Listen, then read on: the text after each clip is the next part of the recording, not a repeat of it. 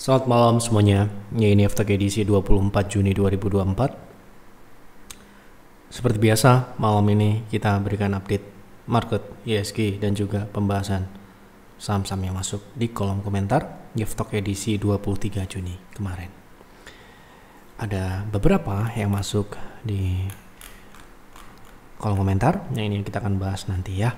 Silahkan apabila ada saham yang lainnya yang menarik untuk dibahas di FTK berikutnya, langsung tulis di kolom komentar saham apa dan kenapa saham tersebut Anda pilih untuk dibahas.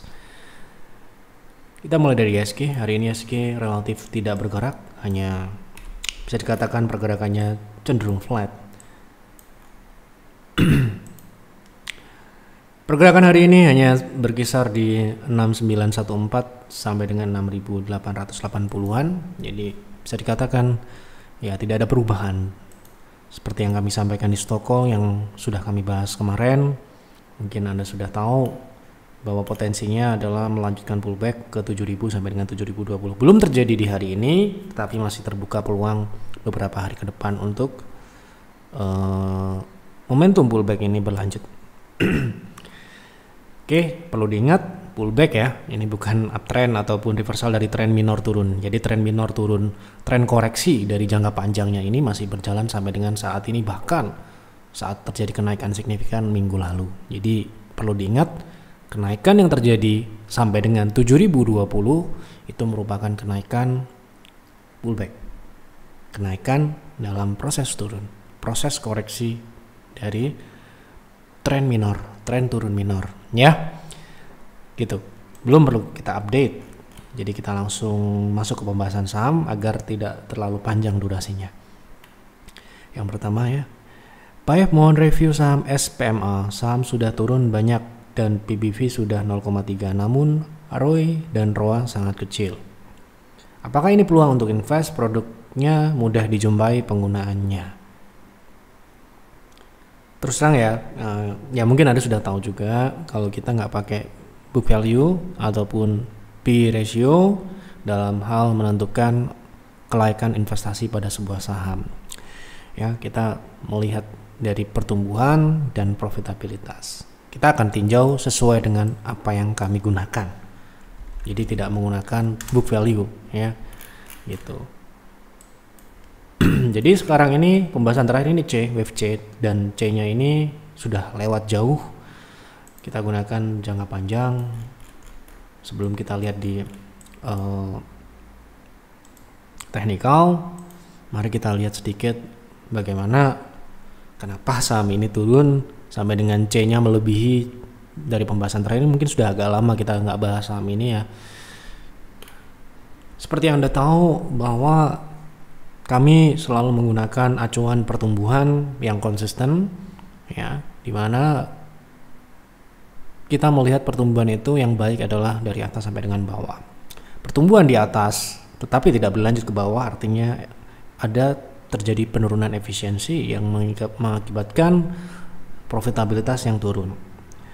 Namun ya, apabila pertumbuhan di atas tidak terjadi tetapi di bawah terjadi, kita harus lihat apakah itu hasil dari operasional yang semakin efisien atau hasil dari non operasional, yaitu tidak organik. Nah, di sini kita bisa lihat layak atau tidak dari sisi pertumbuhan. Dari sisi profitabilitas kita punya syarat mutlak di atas 5%, di mana marginnya harus di atas 5% untuk bottom line-nya. Nah, sedangkan dari pertumbuhan Suparma sendiri saya rasa tidak terjadi pertumbuhan. Jadi saya rasa penurunan yang terjadi melebihi target teknikal itu karena memang performance dari fundamentalnya sendiri berkelanjutan turunnya. Pertumbuhannya tidak terjadi ya, sehingga koreksinya ini terus menerus. Tidak terus turun menerus, turun terus-terusan tidak, tetapi harganya semakin hari semakin menurun. Ya. Apakah ini menarik untuk investasi? Tentu saja sesuai dengan patokan yang kami gunakan, ya ini saat ini tidak layak.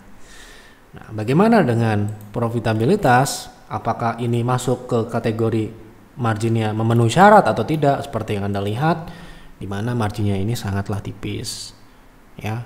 Tetapi saya perlu ingatkan, ini tidak ada hubungannya dengan kenaikan harga sahamnya dalam jangka pendek. Jadi kalau kita investasi itu yang pertama kita lihat adalah fundamentalnya ini memenuhi syarat kita atau tidak, karena kan kita komitmen untuk jangka panjang. Jadi tidak kita beli hari ini kemudian jual minggu depan, kan tidak. Ya, kalau itu ya lihat aja teknikalnya. Tetapi kalau kita membeli sebuah perusahaan dalam hal jangka panjang, ya kita perlu lihat pertumbuhannya seperti apa, agar apa modal yang kita investasikan nanti kita harapkan, berekspektasi kita adalah tumbuh sesuai dengan apa yang pertumbuhan terjadi di fundamentalnya, ya seperti itu. Nah, untuk saat ini memang secara margin, secara profit kurang memenuhi syarat, tidak memenuhi syarat, bukan kurang ya, tidak memenuhi syarat. Kemudian secara pertumbuhan untuk saat ini memang posisinya adalah tidak tumbuh, sehingga mau book value-nya minus pun kami tidak akan membelinya, ya. Misalkan ya nggak mungkin sih kalau PE bisa minus, ya PE bisa minus ya serendah apapun, karena kami tidak menggunakan patokan book value ataupun price earning gitu untuk menggunakan valuasi, ya. Dalam hal value investing kami tidak menggunakannya, karena kami menggunakan growth investing dalam hal berinvestasi. Mungkin Anda bisa bertanya ke pakar ataupun advisor yang lain yang mungkin menggunakan pendekatan metodologi value investing, mungkin mereka bisa menjawab sesuai dengan metodologi Anda, ya, cocok dengan apa yang Anda gunakan. Tetapi kalau Anda bertanya pada kami, ya itu tadi parameternya, ya sangat gampang, sangat mudah. Ini tumbuh, ini tidak tumbuh, itu jelas, ya gitu. Nah, jadi gitu untuk saat ini Suparma saya rasa secara fundamental tidak memenuhi syarat. Nah, ini bahkan WFC-nya ini jauh, ya harusnya hanya di 350, sekarang harga di 280. Mungkin jangka pendek dia ada potensi kenaikan, namun sekali lagi perspektif kita adalah jangka panjang pertanyaannya, ya jadi kita akan jawab sesuai dengan itu, ya. Pak mau analisa fundamental BJTM untuk invest long term, baiknya masuk di harga berapa? Apa masih ada potensi penurunan? Jadi tergantung ya, kalau kita bicara investing di Bank Jatim sendiri, Bank Jatim ini termasuk saham yang bisa digunakan untuk dividen investing. Kenapa begitu? Ya karena dividennya cukup besar. Ya, dilihat dari yieldnya. Memang yield ini tergantung dengan harga beli juga, tidak bisa kita beli ini yieldnya segitu, enggak. Kalau kita belinya ketinggian, yieldnya bisa lebih rendah dari yield yang tercantum, atau kita beli lebih rendah, yield kita bisa lebih besar. Tetapi kalau secara parameter dividen ini sangatlah bagus. Kenapa? Konsisten. Kedua, secara yield memang besar, ya gitu. Jadi kalau Anda mencari perusahaan yang memberikan dividen yang baik, salah satunya Bank Jatim, ya. Kebetulan harga sahamnya sekarang ini sedang turun, ya. Kalau kita bicara momentum, ya kalau Anda mau cari dividen ya belilah ketika dia turun, ya ketika dia turun, sehingga ada harga sahamnya turun lebih rendah dari harga ketika pembagian dividen sebelumnya. Pembagian dividen sebelumnya kapan?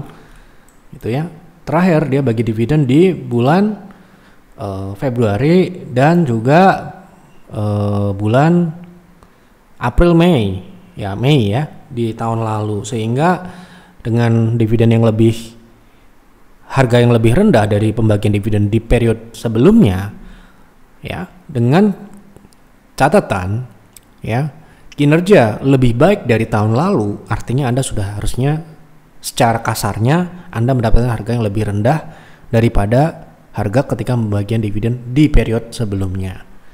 Harusnya yield yang Anda dapatkan lebih tinggi dibandingkan orang-orang yang beli pada saat dividen tahun lalu atau mungkin bulan Februari yang lalu. Ya, sekali lagi kita harus melihat apakah fundamentalnya ini membaik atau tidak.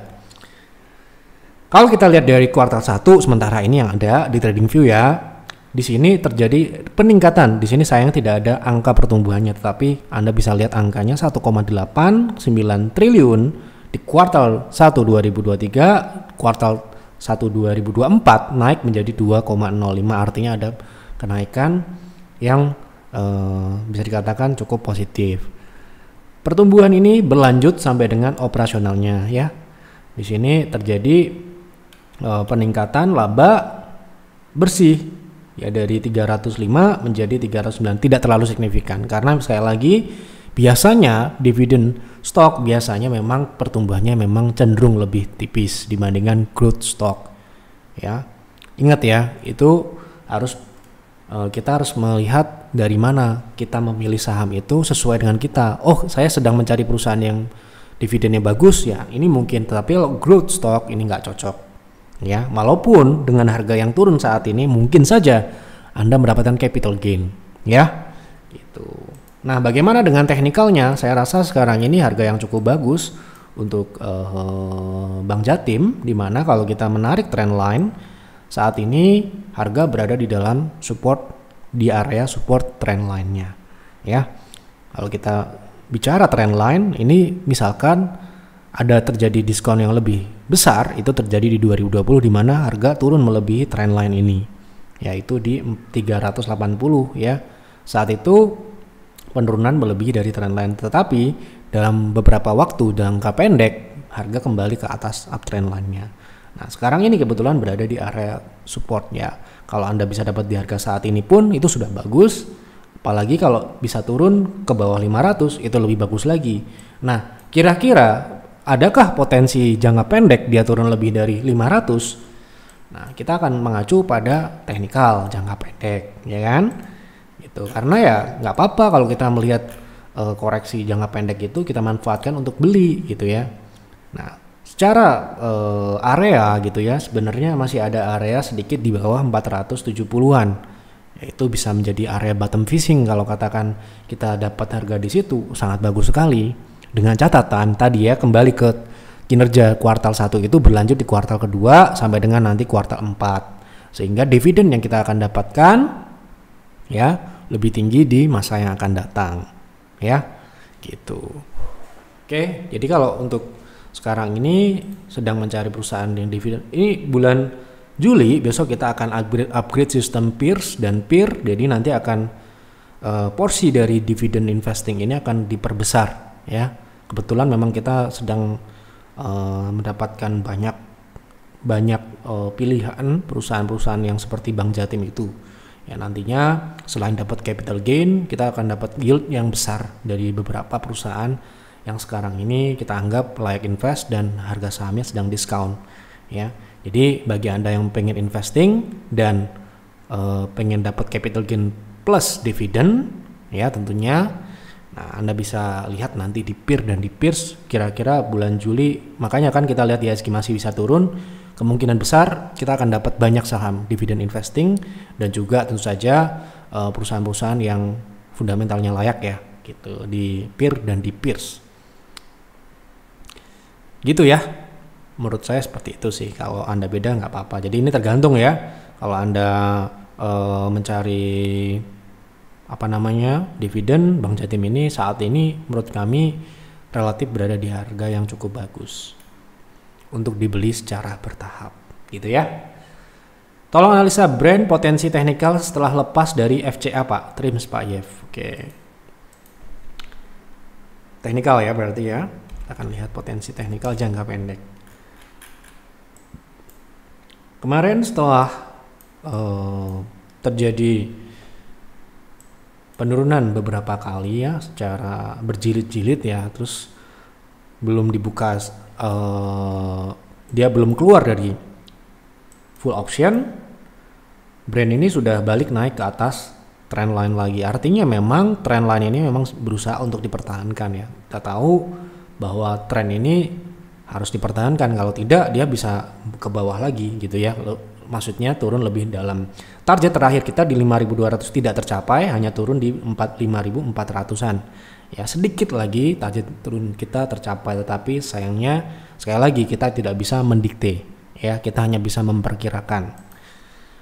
Nah, apakah ini akan menjadi sebuah ABC gitu ya, di mana A sudah terbentuk di 54, berarti ya akan terbentuk B naik sekarang ini yang sedang berjalan. Karena kita buka di weekly ya, seperti ini posisinya, artinya harga sudah sempat tutup di bawah ya, di bawah trend line yang itu mengindikasikan pematahan tren. Ini ada kemungkinan akan membentuk B dan C. Ini ya harus diingat-ingat, dimana kalau kita sudah tahu itu B adalah kesempatan bagi yang beli di atas untuk sell on strength, ataupun yang Anda berhasil beli di bottom kemarin di 5.000-an, di bawah 6.000, itu untuk take profit sebagai target swing jangka pendek. Berapakah B yang memungkinkan untuk saham brand ya? Ya, kita akan lihat di 0,6 sampai dengan 0,7 tentunya ya. Nah, 0,6 itu sudah tercapai ya, itu di 9.050. Kemudian 0,7 itu di 10.000 ya. Jika B ini terkonfirmasi ya, berarti target naik maksimal dari saham brand itu adalah di level 10.000 ya. Jika itu dilewati, kita bisa melanjutkan ekstensi kedua di 14.800 ya, seperti itu. Lanjut ya. Pak, mohon pencerahannya BBNI untuk trading, apakah masih ada potensi penurunan atau melanjutkan kenaikan? Saya punya di 4.700, mau tambah muatan. Terima kasih Pak Yap, sehat selalu. Terima kasih doanya. BBNI kemarin kita juga sempat trading ya di private trading room untuk swing trade.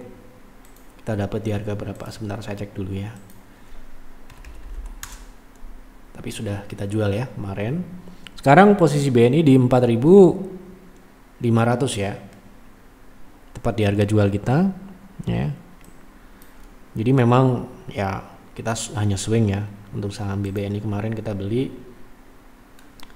di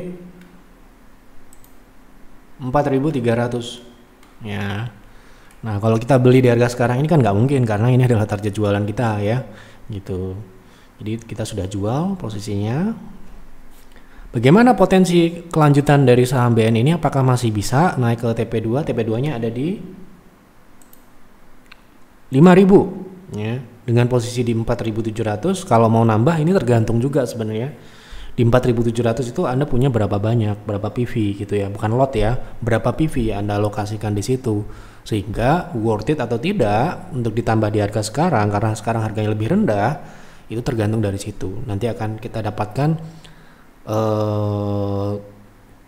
gap antara harga beli di atas dengan bawah untuk mensubstitusikan kerugian yang modal atas menjadi profit dengan modal yang bawah.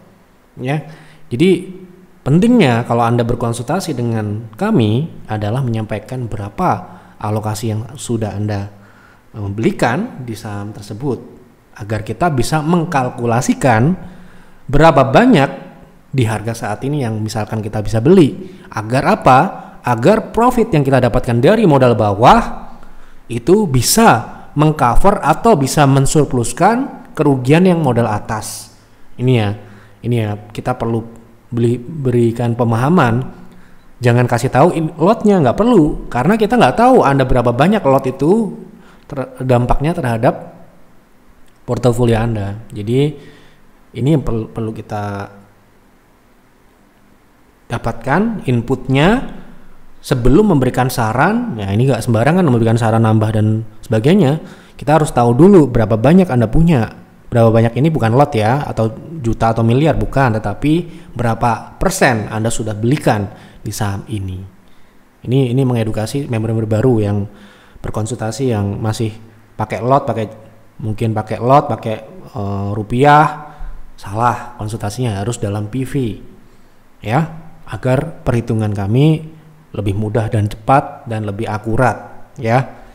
Nah, saya anggap Anda mungkin punya 50% lah sudah Anda belikan, dan Anda masih punya modal 50%. Artinya kalau Anda beli di sekarang, average-nya nanti akan di tengah-tengah gitu ya. Mungkin di 4.600. Nah, kalau kita lihat dari teknikal terakhir, BBNI ini kan membentuk lower low. ya, lower low ini sebentar, mengindikasikan bahwa tren turun ini masih berjalan selama lower high tidak dipecahkan. Lower high-nya di berapa? Di 4.800. Makanya kenapa PTR melakukan sell on strength ketika dia naik di 4.500-an itu karena memang masih berpotensi paling tidak dia akan terkonsolidasi ke bawah 4.400-an, ya. Kan namanya sebuah pembalikan arah itu ada polanya, ya. Pola yang kita perhitungkan adalah pola nantinya akan berbentuk pola seperti misalkan pola bottom, triple ataupun double bottom. Nah, sekarang ini kan belum terbentuk. Nah, sehingga kalau kita mau nambah di harga saat ini, ya, secara teknikal kurang terlalu menarik. Selain jaraknya terlalu dekat dengan Anda punya modal di 4.700, ini cuma 3%, minimal dia turun 5% dulu baru Anda bisa nambah. Berapa? Berarti kalau Anda mau beli, ini belum secara teknikal ya, tetapi secara modal, ya. Kalau Anda punya katakanlah sudah 50% Anda alokasikan. Berarti paling tidak Anda bisa nunggu di 4.460 itu secara modal, ya, secara Anda punya modal. Tapi kalau mengacu pada teknikal, kalau Anda punya di 4.700, saya akan hanya akan menambah jika dia turun paling tinggi di 4.400. Kalau bisa lebih rendah lagi. Gitu ya. Nah, jadi kalau 4.400 mungkin saya akan lihat lagi bisa turun lagi nggak kira-kira. Kalau bisa turun lagi, kita bisa dapat di 4.300. Sehingga ya akan semakin mudah untuk mendapatkan surplus dengan modal atas. Ya, ini agak-agak rumit. Makanya kalau Anda punya modal atas, konsultasikan, nanti akan diberitahu perhitungannya dengan lebih detail. Kira-kira Anda harus beli berapa, di harga berapa, nanti jualnya di berapa, paling tidak minimal di berapa agar Anda bisa menutupi kerugian modal atas, gitu ya. Ini sekali lagi ini sangat-sangat tergantung dengan apa yang Anda sudah belikan di atas. Gitu ya. Jadi sementara ini kami melihat masih terbentuk potensi penurunan lanjut untuk BBNI, ya, karena ya seperti Anda tahu bahwa indeks sendiri sebelumnya adalah pullback dan untuk melanjutkan penurunan lebih jauh. Tentunya BNI ini berkorelasi dengan indeks. Halo Pak Yef, setelah sekian bulan tidak trading dan join PTR lagi, hari ini dikasih floating profit area, saham area ya. Kira-kira bisa TP lebih tinggi dari TP2 kah Pak? Saya masih hold 15 PV. Ya, ini saham Stockholm minggu ini ya, Kebetulan hari ini ya cukup bagus. Setelah kita rekomendasikan saham langsung naik, ya tentunya ya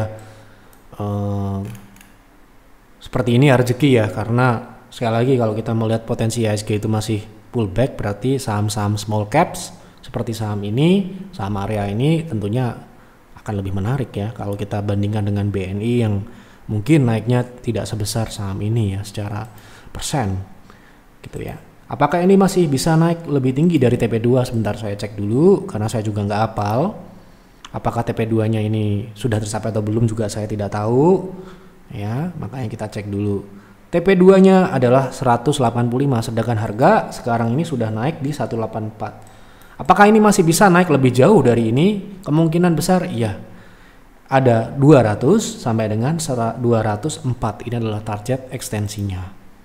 Ya, jadi bagi Anda yang mungkin ngikutin Stockholm edisi 23 Juni, mungkin Anda masih pegang barang, Anda bisa naikkan proteksinya di 172 ya. Ini jadi kalau dia turun ke sini ya harus cut profit karena kemungkinan dia akan swing turun dulu sebelum naik ke sini gitu ya. Gitu. Oke. Pak ya, bolehkah tanya di luar konteks analisa prediksi? Bagaimana cara menghindari saham yang bakal kena suspensi kedua? Karena kemarin tanggal 19 Juni saya memang niat beli nasi saat breakout karena lihat ada pola dan volume yang bagus. Sehari kemudian langsung ada notifikasi suspend. Dulu juga beberapa kali kena suspend di saham cuan, untungnya masih bisa keluar profit. Lalu pertanyaan berikutnya, kenapa lebih memilih chart pakai skala reguler bukan logaritmik? Terima kasih untuk jawabannya. Ya kalau kami sebenarnya seperti saham case-nya di saham nasi, kenaikan yang terjadi ini wajar atau tidak itu sebenarnya sudah ada masuk ke dalam pemberitahuan UMA ya. Kalau ada UMA, kena UMA, ya sebisa mungkin kita harus berhati-hati dalam hal apa? Kalau sudah profit, kami sarankan tidak greedy, artinya kita cukupkan gitu ya. Itu secara psikologis itu sangat berpengaruh karena kebanyakan orang ya kalau kita bisa katakan cukup greedy, tapi ada juga yang takut kasih profit sedikit jual, ada juga yang seperti itu. Kita lihat sikon juga, kalau sudah ada notifikasi atau sudah ada pemberitahuan kalau saham ini naiknya tidak wajar, ya kita harus segera mungkin untuk mencari level exit ya, jangan sampai nunggu kena suspend dulu baru berpikir itu ya.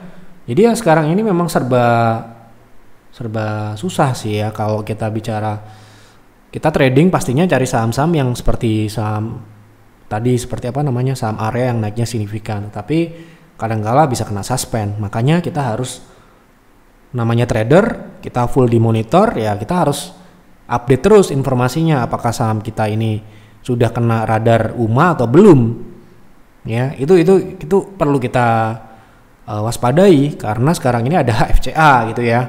Kalau dulu kan nggak ada, jadi kita paling disuspend 1 hari 2 hari, habis itu dibuka lagi ya, kemungkinan bisa aja turun habis itu dibanting ya kalau saham-saham small caps. Tapi kalau sekarang ini yang ngeri adalah masuk FCA tadi ya. Jadi kalau sudah pernah kena suspend kedua kalinya ya FCA gitu kan. Kalau sudah pernah sekali ya kita harus, kalau trading lagi ya harus hati-hati gitu ya. Itu yang ada aturan FCA ini sebenarnya nggak apa-apa, cuma yang suspend kedua terus kena FCA ini yang menurut saya kurang ya, menurut saya. Tapi ya sekali lagi yang lain mungkin beda ya. Menurut kami itu kurang tepat karena ya namanya saham, dia bisa naik signifikan ya itu bisa menjadi rezeki buat kita juga ya. Tapi ya kita harus sadari, kita juga harus berhati-hati gitu ya. Kalau suspend itu sudah cukup, nggak perlu masuk FCA ya. Menurut saya seperti itu, di suspend untuk agar menormalkan lagi transaksinya gitu ya, tidak masuk ke FCA gitu maksudnya gitu ya. Jadi kalau saya mungkin kalau sudah saham ini sudah masuk ke radar UMA, saya akan cenderung kalau di PTR sendiri tentunya akan segera mencari level exit ya gitu. Nah, tadi ada pertanyaan lalu pertanyaan berikutnya, kenapa lebih memilih chart pakai skala reguler bukan logaritmik? Ini ya maksudnya, ini ya atau yang mana? Ya kita terbiasa pakai reguler ya, agar ya bisa kita tahu harganya di berapa. Kalau kita mencari persentase, katakanlah kita mencari profit potensi upside dan downside, ini lebih mudah. Tetapi ya sekali lagi masing-masing orang, ada yang pakai indikator A, pakai indikator B, ada yang pakai reguler, harga reguler, ada yang pakai logaritmik, ya itu preferensi masing-masing sih ya. Karena saya terbiasa pakai yang reguler ya, saya pakai reguler aja gitu ya. Oke, seperti itu. Pak, mohon bantuannya analisa teknikal saham WH punya posisi di 145 sebanyak 20 PV. Nah ini ya jelas ya, ini diberitahu porsinya 20 PV. Kalau ini teknikalnya kita anggap sebagai trading, tentu saja 20 PV ini tidak boleh di PTR karena maksimal 15 PV. Jadi bagus nggak atau tidak, sarannya pasti akan disuruh ngurangin 15 PV, baru kita lihat teknikalnya gitu ya. Karena saya mengacu pada aturan PTR ya, tentu saja mau bagus atau enggak harus dikurangi sampai dengan 15 PV. Itu sarannya, saran pertama. Nah, karena ini teknikalnya ke bawah alias downtrend, Anda punya di 145 alias nyangkut, harga sekarang di 100, sedangkan harga sahamnya ada potensi untuk turun lebih dalam, ya sebaiknya segeralah dikurangi ya. Level exitnya itu di 103 sorry. Kemudian target maksimalnya di 108. Kalau Anda mungkin punya harga di 147, berapa tadi? 145, ya mungkin secara teknikal agak berat. Kita akan lihat berdasarkan Fibo ya. Apakah 0,618 itu bisa di situ ya? Karena ini sekali lagi arahnya adalah ke bawah ya. Dimana ini adalah ABC ya. Dimana B itu sudah terbentuk di 180-an ya. Kemudian A di 88. Artinya minimal C adalah di 80 atau lebih rendah. Lebih rendah berapa gitu loh. Kalau kita misalkan katakanlah, saya nggak mau keluar kalau nggak di modal atau profit. Anda harus siap dibawa turun ke 88 ya. Sampai dengan 60 ya, itu adalah ekstensinya.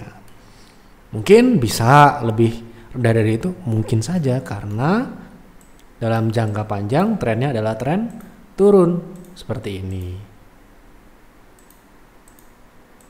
Nah ya, jadi kalau kita mau keluar di saham ini, jual semua maksudnya itu ya, yang memungkinkan saat ini tadi di 109, 108 sampai dengan mungkin 125 itu pun agak berat. Bisa tapi agak berat ya. Kenapa begitu? Ya kalau dia bisa naik ke situ harusnya bisa naik lebih tinggi lagi gitu ya.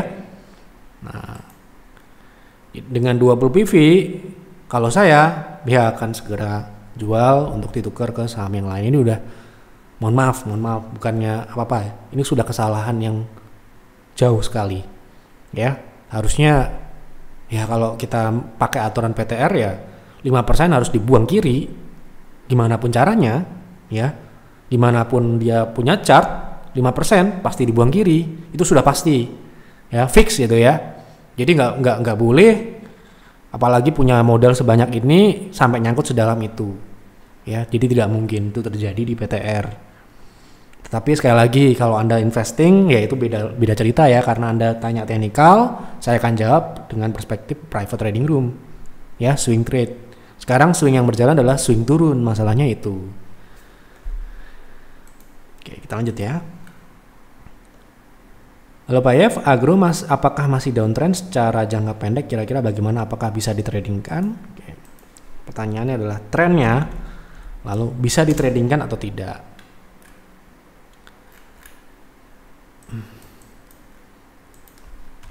Oke, kita lihat tren jangka panjang ya. Ini tren jangka panjangnya ini. Ya. Kemudian tren yang sedang berjalan adalah tren jangka menengah pendek. Nah, ini ya. Jadi ini adalah tren koreksi ya. Sementara ini seperti ini. Nah, apakah bisa ditradingkan? Terakhir dia tembus support 240. Artinya harusnya dia secara tren jangka panjang dia masih memiliki downside ya. Kemudian dia baru tembus support. Kita harus melihat potensi penurunan lebih lanjutnya. Ya, masih di dalam tren naik jangka panjang. Nah, ini ya. Jadi kalau saya mau trading di saham agro, saya akan tunggu di 202. Sekarang harga di 222. Saya akan tunggu di 200 sampai dengan 183 atau 180-an dengan catatan ada konfirmasi rebound dulu. Ya, kalau di harga saat ini, mohon maaf ini masih agak tinggi. Ya. Jadi paling tidak di area itu. Bahkan kita bisa tunggu di 151, itu pun ya masih bisa dikatakan itu masih uptrend. Ya, masih uptrend. Jika turunnya itu sampai dengan bulan Agustus. Maksimal bulan Agustus di level 150 atau 1,6 itu masih uptrend jangka panjang loh ya. Kalau kita mau trading ya trading swing tentunya, swing trade maksudnya ya. Oke, mohon pencerahannya untuk PTPP, apakah masih bisa di hold untuk trading? Maaf saya mungkin terlewat dengan penjelasan sebelumnya tentang PTPP, terima kasih. Tergantung Anda punya di harga berapa dan berapa banyak, ya kan? Hold atau tidak kan mengacu pada trading plan Anda. Apakah Anda trading swing trade di harga berapa gitu kan. Nah, ini kurang lengkap ya sebenarnya, tapi saya coba jawab. Andaikan Anda punya gitu ya di harga katakanlah di 270 gitu ya, punya dapat harga bagus. Karena ini kan target turun ya. Di 280 ini target turun. Target turun dari mana sih gitu kan? Anda mungkin kok bisa kamu bilang target turun atau 280. Nah, berarti Anda mungkin tidak mengikuti kami di target price di Telegram. Kalau Anda mungkin belum tahu, ya cari aja. Ya, tinggal cari. Apa susahnya nyari? Nih ya. Hari ini PTBP rebound setelah mencapai target turun 280 yang kami publikasikan tanggal 2 Mei. Nah, ini ya. Nih ya, setelah level 400 ditembus, target turunnya adalah 340, 280. Nah, Anda lihat chartnya. Setelah 280 tersentuh di tanggal 19 Juni. Ya. Maaf. 19 Juni harga langsung rebound. Di mana ngelihatnya? Lihat di Telegram gratis. Anda nggak perlu bayar membership, tinggal lihat di situ. Nah, ini pertanyaannya masih boleh di hold atau tidak? Tergantung. Ya, tergantung Anda punya di berapa. Ya kan? Nah, kalau Anda punya di sini, ya ini saya siap untuk sell on strength. Karena apa? Karena ini masih bisa turun lebih jauh. Nggak nakut-nakutin ya. Apa yang terjadi di Wika, apa yang terjadi di karya-karya yang lain, ini akan terjadi di PTBP dalam beberapa waktu ke depan. Jadi jika terjadi kenaikan seperti yang terjadi pada bulan Februari yang lalu, ya itu adalah kesempatan yang tepat untuk apa? Untuk buang kiri. Ya, entah Anda posisi profit atau tidak. Ya, sekali lagi, manfaatkan sebaik mungkin momentum pullback ini karena memang sudah mencapai target turun. Bukan berarti itu turunnya selesai, bukan. Ya, nanti akan diberikan update target turun selanjutnya. Bisa nggak ini ke 50? Ya bisa, makanya sekali lagi ya, kalau kita trading itu hold atau tidak tergantung Anda punya trading plan atau tidak. Ini ya, ini yang bahaya sekali. Kita beli baru mikir, oh trading plannya gimana sih? Aduh, ya repot. Ya kita aja yang nggak punya, maksudnya bukan kita yang punya, kita ikut repot gitu ya, apalagi Anda gitu ya. Jadi sekali lagi saya berkali-kali bilang ya, berpikir dulu baru bertindak, analisa dulu, buat trading plan dulu baru beli, ya kan? Jangan dibalik, repot ya. Gitu, belajarlah dengan orang-orang yang nyangkut di saham GoTo atau saham WSBP ya, PPRO ya, karena ya itu tadi, kalau berpikir nggak mungkin sih nyangkut seharusnya ya gitu. Oke, jadi hold atau tidak saya nggak bisa jawab karena saya nggak tahu trading plan Anda seperti apa ya kan. Nah, kalau saya punya di harga bagus di 280 sesuai dengan apa yang tertulis di channel Jeff Advisor secara gratis ini, saya akan buang di harga berapa dalam posisi profit loh ya. Kita akan gampangan aja, trendline aja lah acuan kita ya. Artinya kalau trendline ini dicapai, ini sudah cukup, ya kan? Nah, kalau naik ke 320 saya akan jual dalam kurun waktu bulan ini sampai dengan bulan Juli maksimal. Kalau nggak kesentuh sampai itu, saya akan buang kiri di harga berapapun ya. Apalagi kalau dia turun lagi ke 280 pasti akan saya jual. Kalau saya sekali lagi ini, saya nggak tahu Anda punya modal di berapa, trading plan-nya seperti apa ya, nggak boleh kita memberikan saran kalau kita nggak tahu itu ya. Itu sudah SOP di Jeff Advisor. Sebelum Anda kasih saran ya, sebelum kita kasih saran kita harus tahu dulu ya kan, bagaimana profil Anda, bagaimana trading plan awal Anda ya, sebelum kita revisi mengacu pada kondisi yang ada. Nggak boleh asal-asalan, nggak boleh ya. Ini jual, wah ini tambah, nggak bisa tanpa ada ya informasi tadi, input berapa besar Anda punya secara PV, berapa harga pembelian awal Anda, seperti yang tadi bertanya tentang BBNI sama ya gitu. Mau itu trading kayak mau investing sama, harus ada itu dulu baru kita bisa kasih saran. Oke. Saham ASI kalau sudah punya harga 5 ribuan untuk invest bagaimana? Cut loss atau tetap hold? Di 5 ribuan, wah ini harga tinggi. Bentar ya.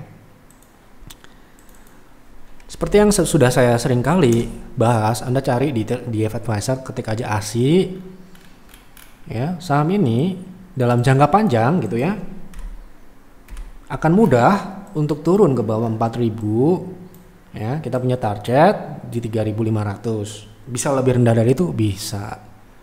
Sudah saya jelaskan berkali-kali. Sehingga kalau Anda tanya, saya punya modal di 5.000, apa yang saya akan lakukan? Karena view saya ke bawah, sekali lagi view saya ya, mungkin ada punya view yang beda, saya akan jual dan tukar ke investasi saham yang lain. Ya, gitu. Oke. Sudah saya bahas berkali-kali ya, jadi Anda bisa lihat sekali lagi, cek di Telegram, ketik kode ASI, nanti akan ketemu analisa-analisa entah itu fundamentalnya ataupun teknikalnya. Saham ini dalam jangka panjang ya, selama harga batu bara ya masih rendah dan Toyota penjualannya masih rendah ya, menurun maksudnya. Ya, seperti Anda tahu, sekarang ini mobil penjualan ya dengan suku bunga tinggi, ya Anda mau nyari apa gitu ya. Ya, kemungkinan besar target kami di bawah 4.000 ini kemungkinan besar akan tercapai ya, seperti target-target turun yang lainnya. Oke, sudah saya jawab semua ya. Semoga sekali lagi apa yang kami sampaikan ini ya, ini adalah bersifat opini pribadi, prediksi yang bisa benar ya dan bisa salah. Anda bisa cek track record kami, bagaimana kami melakukan trading, bagaimana kami melakukan investasi, ya, bagaimana kami menyampaikan di talk sebelum-sebelumnya. Ya, Anda ambil saja apa yang Anda merasa cocok. Kalau nggak cocok ya dilupakan saja, diabaikan saja. Sekali lagi ya, Anda harus melakukan research sendiri, analisa pribadi, buat trading plan, buat investing plan sebelum Anda mengambil keputusan beli ataupun menjual. Ya, jadi gunakan isi kepala Anda ya sebelum Anda mengeluarkan isi dompet Anda. Itu camkan ya. Itu hanya itu ya yang bisa menyelamatkan, karena tanpa itu ya Anda akan kebingungan seperti Anda masuk ke dalam hutan belantara tanpa adanya rencana dan trading plan ataupun investing plan. Ya Anda akan bingung mau ngapain ini, asal beli-beli aja ya. Kecuali itu dikecualikan apabila Anda punya dana yang tidak berseri. Artinya Anda salah, Anda ada dana lagi. Anda salah, punya dana lagi. Nah, sedangkan kami sebagai trader kecil-kecilan, investor kecil-kecilan, kami harus memanage dengan baik investasi kami ataupun trading kami. Sehingga semua harus terkalkulasi dengan baik. Baik itu profit ataupun risk. Oke? Itu saja yang dapat kami sampaikan di F-Talk malam ini. Mohon maaf apabila ada analisa ataupun prediksi yang mungkin tidak sesuai dengan apa yang Anda harapkan, ataupun ada yang kurang atau ada yang salah, mohon dimaklumi, mohon dimaafkan. Ya, semoga bermanfaat. Dukung kami dengan klik like, subscribe apabila belum ya. Selamat malam dan selamat beristirahat.